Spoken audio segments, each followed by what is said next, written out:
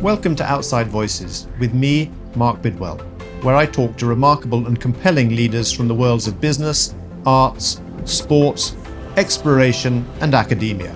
In these conversations, I explore topics of fundamental importance to many of us today, both in work and in life, topics ranging from leadership and performance to creativity and growth.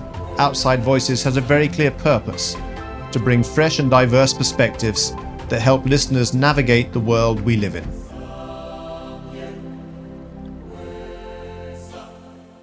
I'm really pleased to have as our first guest the remarkable Lisa Bodell, who's a serial entrepreneur.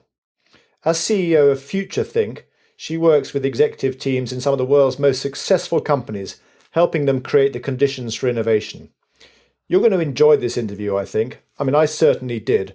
It's jam-packed with insights. For instance, advice for leaders and entrepreneurs about how to create change, the need to free up space before innovation can happen, and how to do it, the need to practice proactive obsolescence, and to reduce our addiction to complexity. She describes how she asks over 100,000 executives every year the same question, and how she always gets the same answer. So if you want to hear more, listen on.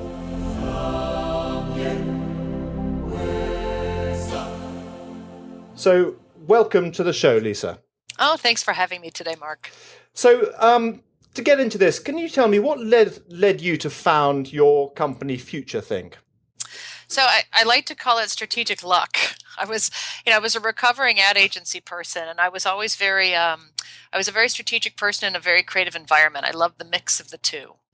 But I became very frustrated with advertising because I felt like it was all sizzle and no steak. And I left and I wanted to start my own business and really focus on how can you get people thinking in terms of coming up with new ideas to grow a business, not just to grow the product. And so that's how I started futurethink. And to be honest, I lucked into meeting a group of futurists. Mm-hmm. And I didn't even know that was a job. I didn't know that was a thing. I didn't realize people could get paid money to do looking at the future in organized ways. And so that's how I started to learn about a thoughtful approach to change. And I got my certificate degree in strategic foresight. And that's what really launched me into not just consulting people on how to come up with new ideas, but how to help them actually get more comfortable with change. Because I think ideas are easy. Mm-hmm. It's really creating that environment where people feel comfortable with change in the first place that matters. And that's why futurethink started. Okay. And then pretty quickly after that, I guess the book arrived. It did. And it's quite a revolutionary book and it's quite provocative. And I'm not talking just about the title and the cover, but also the approach. Yes. So tell me a little bit about how did you land on that angle for introducing it? Well, it's interesting. A lot of the things that have happened to me in business-wise, they came out of frustrating experiences. I'm a natural problem solver. And when something doesn't work, I like to be able to tinker and figure out why. And what happened with Kill the Company was, we were coming in and being invited to teach people change. Executives were asking us to come in and teach their teams change. And what we found was when we got there, the very people that asked us to come in and teach change were the ones that were resisting it.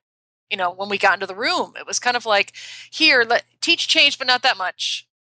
Tell people to think differently and be disruptive, but not disruptive in my business. So it was this counterintuitive thing. And we realized that what people say they want in terms of change and how they approach change is all wrong. And the reason why is they spend a lot of time with the sexy part, which is let's create more, let's come up with more ideas. And a lot of leaders and a lot of people on teams resisted it because they don't have any more space for ideas. They are bogged down in the minutia of every day.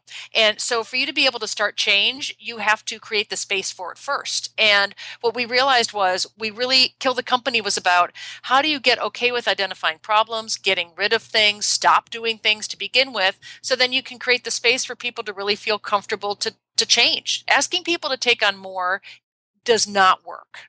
Asking them to take on better or more valuable does, but they have to have the time and the bandwidth to be able to do it. And that's Killing Your Company will help you achieve it. So that must have been pretty frustrating, on one hand, being invited in to talk about change and then recognizing very quickly that they weren't serious about it. Right. And it was kind of the analogy I always give is that it was like being given a box of crayons, telling people to color this incredibly vivid picture of the future, but only color within very specific lines. And you already know the picture you're going to get, so it's a completely futile exercise. And we wanted to tell people to stop operating with handcuffs and start better operating with guardrails. Give people the tools, but then trust that as long as they know where they're going, that they can color it and paint it in lots of different ways. And that's where things like diversity and creative thinking and different kind of hiring comes up, because you want lots of different types of people on your team, and you want to get comfortable with the fact they might approach things in different ways. Leaders get okay with that as long as they know you're going towards the same goal. And Kill the Company helps them get comfortable with that. Okay, so I mean, in the book you talk a lot about culture as being a blocker for innovation, and I'm actually an anthropologist a long time ago, so I kind of I relate to that. What about what do you look for when you walk into an organization to tell as you form a view very quickly of a culture? I mean, what are you looking for to help you understand whether the culture is either a blocker or actually going to be an enabler of what you're trying to do with the client? So the mindset of the leadership. So we'll go in, and one of the tools that we quickly do with people is called PPCO. And I'll tell you what that is in a second. But the idea is you present a new idea to a group with the leader in it, and you ask for the feedback on what is seemingly a ridiculous idea. And you get a very quick picture based on the feedback you get to new things, how leadership approaches change, how much innovation is allowed, how much risk people can take. Because usually what happens is within a lot of companies and with a lot of leadership, they think that they're being smart in managing risk, but actually what they're doing is being professional skeptics. They can tell you everything that's wrong with something before they can tell you what's right. And a lot of times they can't tell you anything that's right. They're too focused on the negative. And so we know right away that that's a culture that's based on fear, not embracing risk, sticking with the status quo, no matter what comes out of their mouth and they say they want in terms of change. So this tool around PPCO actually helps them get in the mindset of positives, potentials, and then talk about concerns and overcomes. So PPCO. Yep. And the reason I talk about that is what that allows people to do is get into the language and the mindset of thinking positive first and concerns second. And you start to get them in the language and the mindset of change being okay. Because most of the things that hold people back are leadership. Yep. Leadership is the number one barrier to change. Interesting. And so in terms of I'm curious about what do the really good leaders, I mean, so leaders as a barrier to change, what do the leaders that actually enable change, what do they do? What do they look like? I mean, and how do you spot them beyond using a tool, which is obviously a very, very effective diagnostic? A few things. I mean, their number one job is barrier busting. That's their job. Everyone else can come up with ideas. They can actually, even on a micro level, they can reward and recognize each other. They can build different kinds of culture. But the job of the leader is to break down the barriers, because they have the responsibility and they're empowered. And so people on your team are looking to you to do that, right? So that's their job. And so it's one, to identify the barriers, to get comfortable with the fact that they may have themselves put barriers in place through their silly rules or processes or things that have just built up over time. And they have to get comfortable with getting rid of them and actually doing that. So if I was a leader, the leaders that I value the most are the ones that are okay with getting rid of things, that are good with fighting the good fight and knocking down the barriers, and don't take it personally when some of the barriers are the ones that they created themselves. They say, you know what, you're right. I put something stupid in place. We don't need that report. We don't need that meeting. Let's get rid of it. I mean, and you describe quite a self-aware and confident leader who's willing to actually reflect on some of the things they might have done in the past which weren't particularly helpful. That's right. And it's not personal. It's professional, right? It's just about organizational change, not individual pointing fingers. And do you see this model of leadership actually, to what extent has that evolved over your time working with organizations? It's more collaborative and less hierarchical. So the idea of being more collaborative invites diversity of different types of groups and people, and being open to that, different types of ideas as well. It's not one person's vision or one person's say in the matter. That's the hierarchical part. It's the collaborative piece of it. And they get better results and better ideas. They also get more help in terms of breaking down barriers. It's not the thing that hurts leaders is they think it's all up to them. Not only do I have to identify the barrier, but I have to get rid of it. Not only do I have to ask people for ideas, I have to come up with them and implement it. And the more collaborative and open they are, the more they realize that the work gets shared. It's not just on their plate. Yeah, because I'm thinking of a quote that I think I heard you make earlier on as I was doing some reminding myself of the kind of work you do, and I think it was around here it is. I mean, in the past, leaders are taught to come up with answers, and today the emerging model is that leaders are actually need to be more focused on asking the right questions. So that's one of my favorite quotes. One of the things we talk about people is one of the best skills that a team can have, in particular a leader, is provocative inquiry. Because in the future, it's asking the right questions is going to be more important than getting the right answers, because we have machine learning, we have artificial intelligence. Google's not a search engine, it's an answer engine. What you put into it is what you get out. So are you equipped at asking the right questions? And teaching leaders how to ask better questions will get them better answers. And the problem is that a lot of us are out of habit, or we're not good at it anymore, and we have to get back in the experience of asking better questions. So being provocative in terms of inquiry, like asking people difficult questions, and it's okay to make people a little uncomfortable, that's a good sign of a leader as well. Yeah. I mean, but it is very difficult because, particularly in public companies, leaders are expected to have all the answers. And I reflect on my experience, in industries that are shifting, where things are obviously speeding up, where there's more complexity.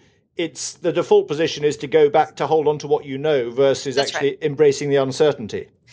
Well, that's true, but the only problem with that is that you have this habit to going to what you know, and then the problem is you don't know what you don't know. And the one phrase I like to talk about is, and this is where Kill the Company came in, you have to continually practice proactive obsolescence, right? Do it to yourself before someone does it to you. And by people going back to the status quo over time, they're really focused on who they are. And the people that will own the future are focused on who they're becoming. And that's a very important difference. So, let your team work on who you are, right? They're executing that. But a leader's job is also to be focused on, strategic foresight. It's who you're becoming in the next 5 to 10 years. And that takes a lot of time for thinking. That takes a lot of risk taking. That takes a lot of curiosity. So if you think you have all the answers, you're not going to be very good at figuring out who you're becoming, because you have to be much more inquisitive. So there's a lot in there. I mean, you say it takes a lot of time. I mean, one of the things that you also mentioned is that you ask this question over and over again: how do you spend your time? And the answer is exactly the same: in meetings, doing emails. That's right. So how what are the companies that get this, that understand this and move beyond, and are actually able to do this strategic foresight and create the space? I mean, what are they doing differently from the bulk of us who are overwhelmed by death by meeting and thousands of emails that pack up all the time? I think there's a few things. One, they make it a habit, right? Simplification becomes a habit for them. And the reason that's important, it's not a one and done. It's not you go in, hey, this is a terrible report we have in place, or we're spending too much time in meetings, let's kill this one meeting. It's a continual weeding of the garden, right? Simplification is something that you just don't do once. It's, it calcifies, it builds over time. So they have people that are focused on it as a strategic imperative, right? Not a tactical thing that they do. So that's number one. And because that gets rid of barriers, right? Simplification is part of breaking down barriers over time. And what it does is it shows that you are focused on valuable work. We're going to get rid of the crap. And we are going to focus on work that matters. And what it comes down to is evaluating your time. And kind of going off on a tangent here, what's interesting is I find it fascinating that we get so upset when people waste our money. Why don't we get the same level of irate when people waste our time?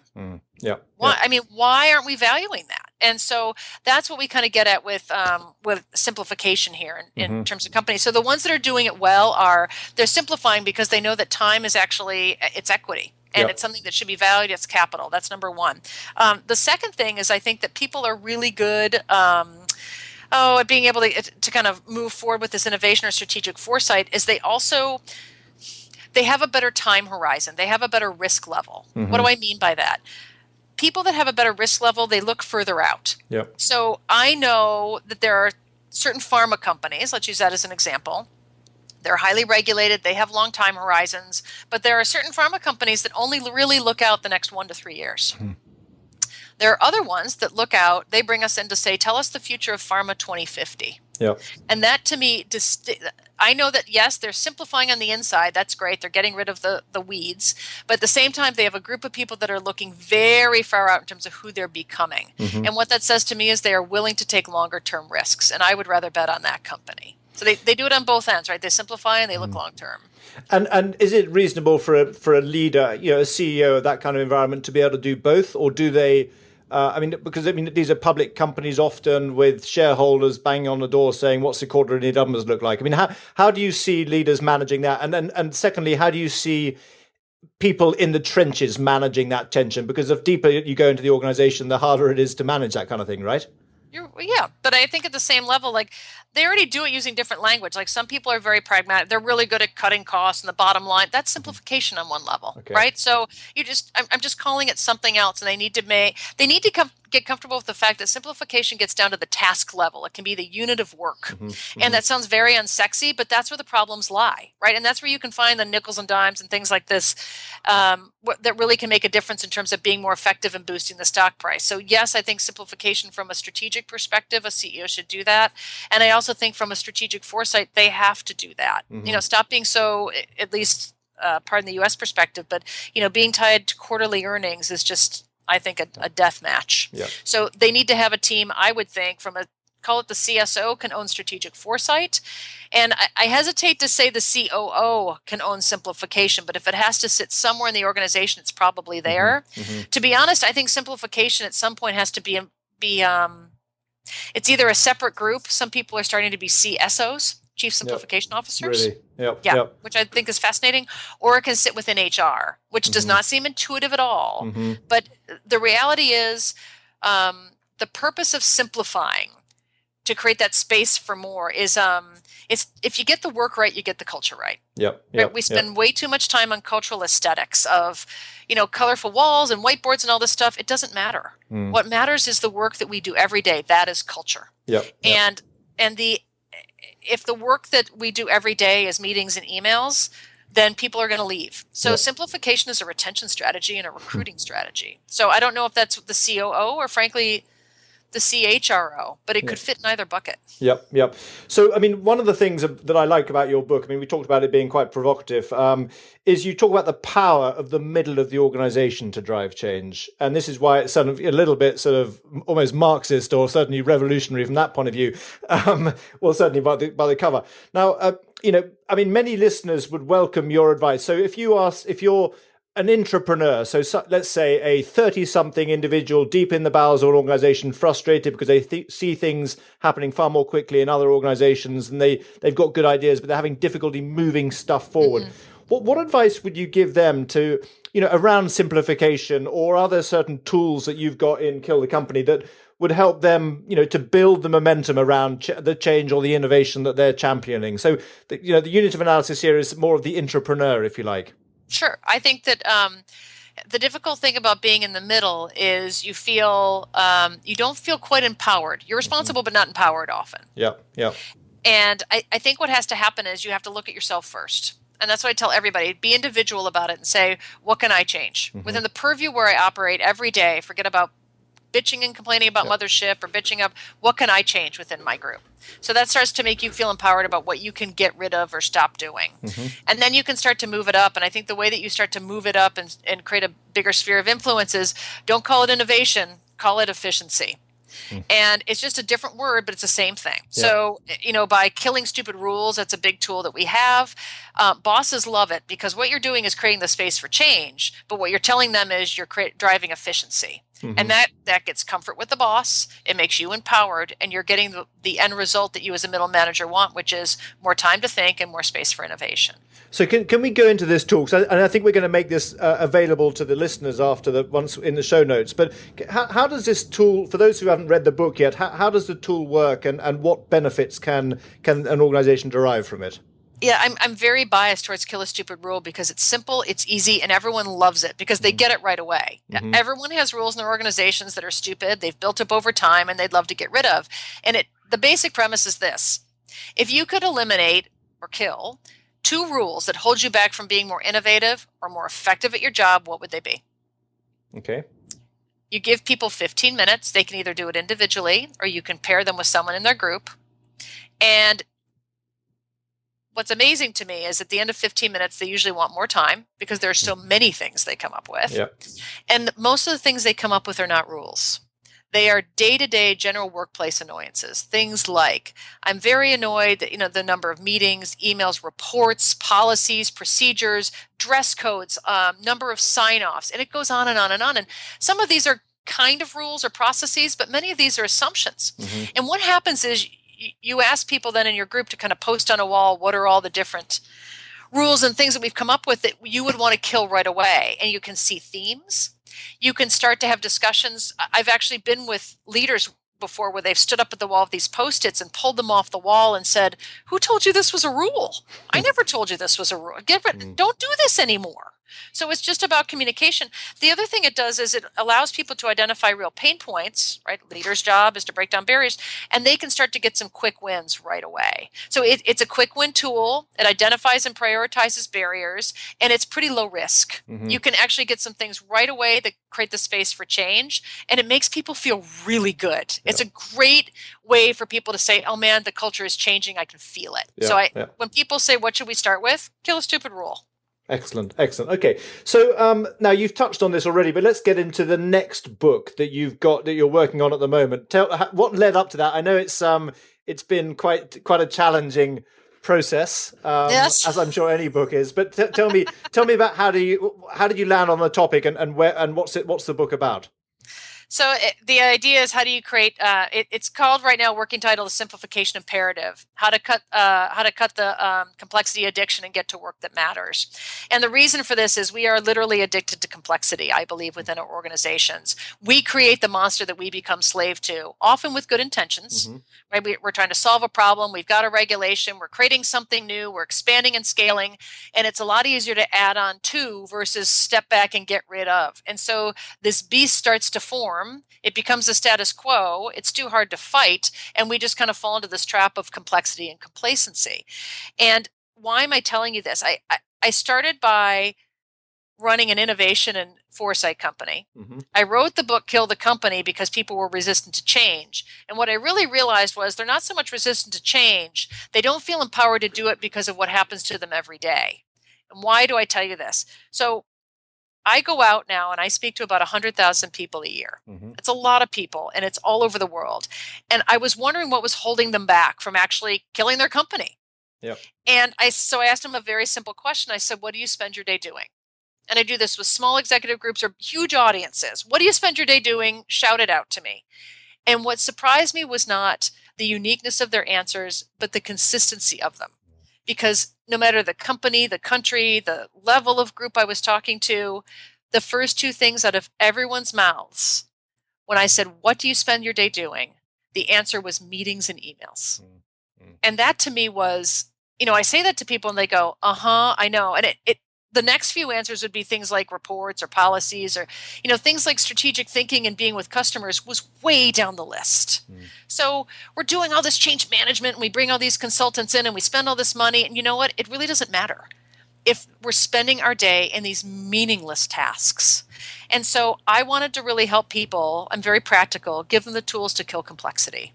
And I get it, kill the stupid rule is one of the ways to do it, but I want to give people a diagnostic to help them realize where either organizational or individual complexity sits, mm-hmm. Questions that they can ask to start provoke change, tools that they can help them kill stupid tasks or eradicate complexity, and structures that they can put within their organizations that are simple.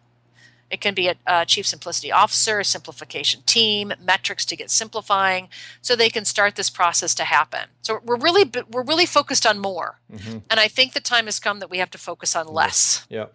I mean, I'm wondering whether there is a famous, I think it's a Dunbar Rule, which says that anything over 150 people from a human society perspective just doesn't work, and I wonder whether this is, do you, to what extent in your 100,000 people that you talk to, are there, the famous sort of Silicon Valley startups or the Gore-like organizations where they're managing it differently? Yeah, we were starting to talk about chaos theory. I like that. So it's, I like chaos theory. And depending on who you quote, it's either 120 people or 150 people. And because at that point, you need some structure, right? And so, and by the way, I think organizations need structure. I think it's ridiculous if somebody comes on and says, you don't need hierarchy, you don't need any structure, blow it up. I don't think, humans like consistency. They like status quo. They like stasis. So there's something that can be very jarring if you get rid of that. The idea is we just want to make it so specific in handcuffs, we need to get more comfortable with the guardrails.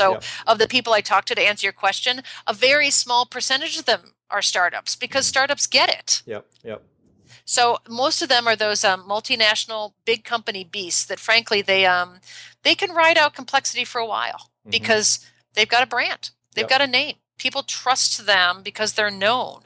The problem is that then there's these startups that eventually come up and they get the Uber, the Airbnb, something all of a sudden catches them off guard and they go, where did that come from?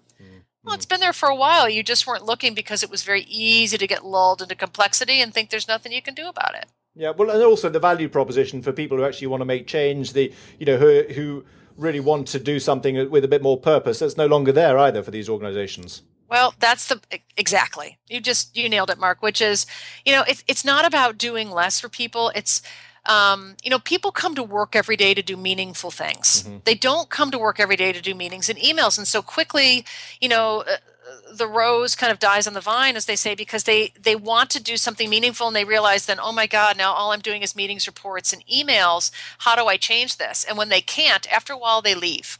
So that's why I think in the future, simplification will literally, it will drive culture and it will drive HR retention. Yeah. I mean, I'm curious, you've got your own organization. I don't know how many people you've got in it, but to what extent do you sort of practice what you preach around simplification, simplicity, but also around, killing a stupid rule, for instance? I mean, how does it work being on the other side of the table? I love that you said that because, I said to everybody here, we have to, quote, eat our own dog food or we are the biggest hypocrites in the world. And I talk a lot about in my speeches that I am a hypocrite. I get it because, we're a company of 17 people. And I will tell you, nobody can put reports and meetings in place like me. I'm happy to do it without even thinking, right? Because it's almost like it's a knee-jerk reaction. Let's have a meeting about it. But do you really need a meeting? So I think it's been kind of therapy for me and people involved too. So it's, I always say I'm the biggest hypocrite because I go through it. But what we do every year, in fact, we're getting prepped for it right now, is I do something called FOFT, Future of Futurethink. And this is a new way that we do annual planning. And what basically happens is everyone presents their state of the union, whether you're in marketing or product development or training in our organization. And, we get the lay of the land because data is important. But then they have to end with what the big, hairy question. And they have to pose a big, hairy question for 2016. And they have to use one of our tools to solve the problem using everyone in the room. Or they can come up with their own. And maybe that will become part of our toolkit. So we test our own tools on our own problems. And we end every futurethink doing two things. We kill stupid rules. And by the way, most of them are usually the rules I've put in place every single year. And I have to calm myself down when I see what people put on the wall because they're always my stupid rules. And then we kill our company. So the way that we end our strategic planning day is we kill our own company, and then we decide what things we have to change right away. So it's cathartic. The standouts are the rules and the killing the company, and the fun part is testing our own tools to make sure we're keeping it real. So it's internal R&D at one level. Yeah. Very well said. Okay, so the other piece that I just wanted to very quickly explore is around your ecosystem. How do you connect and ensure that you remain fresh and that your ideas are relevant? And I see that you sit on the board of diversity and inclusion at Novartis. And the question I have for you is, how important is diversity of thought and, as over and above the sort of demographic diversity, for you to practice what you do and to be relevant in front of your clients and obviously leading your organization? It's critical. I mean, I love the fact that now the conversations about diversity aren't around the typical, sex, skin color, handicap, whatever it might be. But it's about diversity of thought, as you said. And the hope is that those topics around sex, skin color, religion, those things eventually they'll be silly. Like, why did we ever think of that? They fade into the background because the purpose is how people think differently, right? Not the exterior, but the interior. So it's extremely important, one in terms of diversity, but frankly, in terms of change. Yep. Because there's no one way to do it, but the problem with change is that human nature gets in the way. Yep. And so the more human nature we have involved, we can kind of figure out the best way to do it versus thinking, I'm sure I approach change very differently than you, Mark. Who's right? Yep. And so where do you go to get your, what's your ecosystem look like in terms of remaining fresh and getting slightly different views? Because I mean, the danger, of course, is that to the woman with a hammer, everything looks like a nail, right? Yes. How do you avoid falling into that trap? Yeah, I mean, there's a few things, and a lot of it involves comfort zone. It's like, how do you meet somebody who has nothing to do with what you do? And I try to do that once a week. So I'll tell you a few things I do. One is, how do I meet someone that does something completely different than me once a week, just to stretch my thinking? And like you said, you were previously an anthropologist. Who knew, right? Who knows that I'm a futurist? I mean, some people would know that. I'll meet with my friends who's a chef. I'll meet with my friend who is an inventor. I'll meet with my friend who started a clothing company. I'm amazed at the things that I learned from them. The other thing I'll do, that's the kind of stretching my thinking, is there's some rituals I have in the morning. And the first thing is I try and learn one new thing. And that can be I look at a new website, a new email newsletter. It can be, I'm going to commit to, and this sounds stupid, taking a new route to work. Maybe I'll take a different subway. But, if you don't do different, you don't see different, you don't learn different. Brilliant. Yep. The other thing is, I think we all, especially leaders, are really good about their to-do list. And you fall into the urgency trap. What do I have to get done? And I've been really trying to create a habit around a to-don't list. And so I look at my list and I'll say, what do I have to do today? And then I see if there's one thing on that list that I just won't do. Yep. And I'll just push back on and stop doing. And I have to say, it's really scary at first. Because you think you're going to offend somebody, that you're going to choose the wrong thing, but it becomes very liberating to say no. And so the to-don't list was the big aha for me this year. Lovely. So that's great. So those we've gone into your morning rituals. So I think thank you for that. A couple of other questions. I mean, what have you changed your mind about recently? Well, it's interesting. I feel like what have I changed my mind about? So you get reflective as you get older, and as somebody who is 50 is just around the corner. The reality is, for somebody who's a leader in an organization, you have, as they say, one or two chess moves left. What do you want to do with those two moves? Meaning either before you retire, if there's some big difference you want to make, etc. And what that really told me about was, what do I value, and then how do I spend my time? And the reality is, I think a lot of people value more. And I wanted to figure out what are just the two things that I value, and then put my time there. That also drives my to-do list, by the way. So what have I really changed my mind about, which is the value of my time. And how do you get comfortable with, okay, if these are the two things that I value, how can I make sure that everything that I spend my time on drives to that? Yep. And that's a real methodical thing, and you have to take the time to really think about it. And that's the one thing most of us don't have, is time. Yep. It's the only non-renewable resource, right? Money you can get elsewhere, but time is going. Yep. And I presume that is this going to be a theme that's covered in the book? Yes. Yeah, wonderful. Okay. And this comes out, when does it come out? So September of next year. Super. The manuscript is due in a couple months, and then goes into its publishing cycle, and September 2016 is the goal. Wonderful. Well, we'll look forward to that, and we'll let the audience know as it's coming up. Final question. And you set it up beautifully by revealing how close you are to entering. I'd say the back nine, Lisa, is how I look at this. So what advice would you give to your 25-year-old self? To my 25-year-old self, it's interesting because I really was focused on my career and what the linear path would be. Like, does it make sense? Does it? It's easier for me to say this now because I've had a very eclectic career, but I would say don't worry about it so much. Get as many experiences as you can, and then you'll see what really interests you. I almost feel like I look at so many of my friends who chose a very linear path, and I'm not sure that they're very happy. And I think being able to try a lot of different things and then follow the things that really turn you on, so to speak, is definitely the way to go. Because as you play the back nine, you're not going to look back on and say, I'm glad I really had that resume that pleased everybody else. Absolutely. No, I mean, very, very good advice. Very good advice. Well, Lisa, it's been a great pleasure to meet with you again. I really enjoyed our talk, as I'm sure our listeners did. And thanks for your time. And let's keep in touch. Will do. Thank you so much, Mark. You're fun. Not at all. Thanks a lot. Goodbye. Goodbye.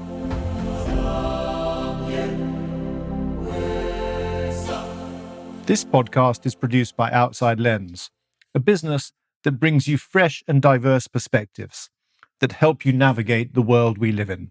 For more information, go to www.outsidelens.com, where you can find details on this and many more podcasts that I've done with remarkable leaders over the years. If you found this episode particularly valuable, please share it on social media. I hope you enjoy my work and feel free to let me know what you think, either contacting me on LinkedIn or emailing me at mark@outsidelens.com.